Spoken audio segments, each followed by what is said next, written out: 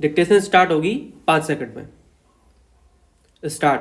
यह देखना दयनीय और चिंताजनक है कि समस्त सरकारी तंत्र दिल्ली और देश के एक बड़े हिस्से को अपनी चपेट में लेने वाले वायु प्रदूषण से निपटने में बुरी तरह नाकाम है। इससे भी अधिक चिंताजनक यह है कि इस नाकामी को छिपाने की कोशिश होती दिख रही है। इसके तहत वायु प्रदूषण सूचकांक यानी AQI के सही आंकड़े को सार्वजनिक करने से बचा जा रहा है। केंद्रीय प्रदूषण नियंत्रण बोर्ड यानी CPCB यह दलील दे रहा है कि 500 से अधिक AQI के आंकड़े को इसलिए प्रकट नहीं किया जाता क्योंकि यह स्पष्ट ही होता है कि वायु की गुणवत्ता में इससे अधिक कमी स्वास्थ्य के लिए हानिकारक होती है और यह आंकड़ा छूते ही उससे निपटने के कदम उठाए जाने लगते हैं। क्या CPCB यह कहना चाहता है कि AQI चाहे 500 हो या 800 या फिर 1200 तो यह एक ही बात है? आखिर ऐसे कैसे हो सकता है? यदि कहीं AQI 900 होगा तो वह उसके इलाके से दोगुना हानिकारक होगा जहां वह 450 होगा।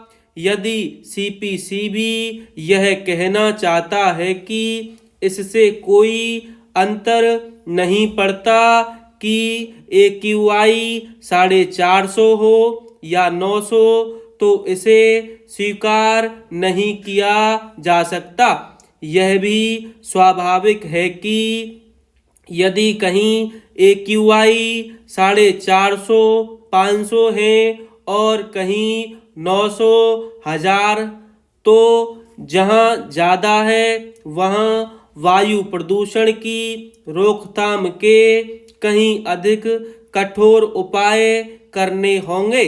CPCB की माने तो जो अन्य एजेंसियां दिल्ली या फिर दूसरे शहरों का AQI आंकड़ा दे रही हैं वह भिन्न मानकों पर है।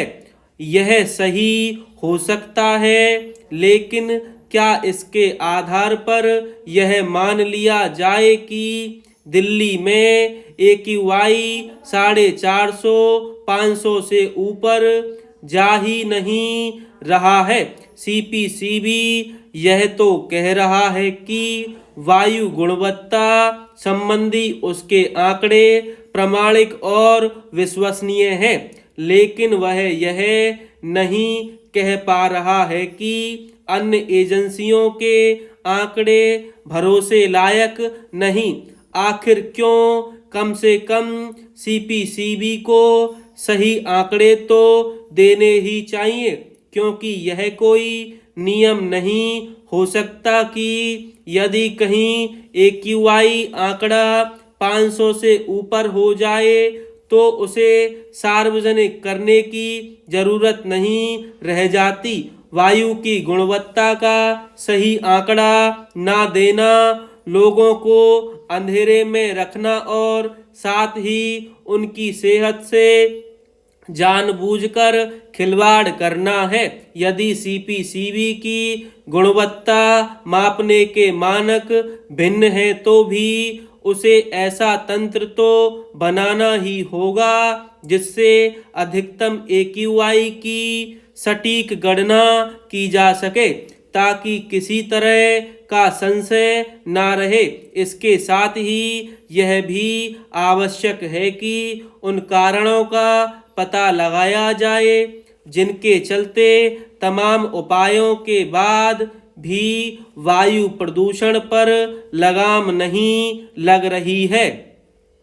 अच्छा हो कि इस नतीजे पर पहुंचने में और देर न की जाए कि वायु प्रदूषण से निपटने के लिए जो कदम उठाए जा रहे हैं वे निष्प्रभावी हैं और उनसे बात बनने वाली नहीं है।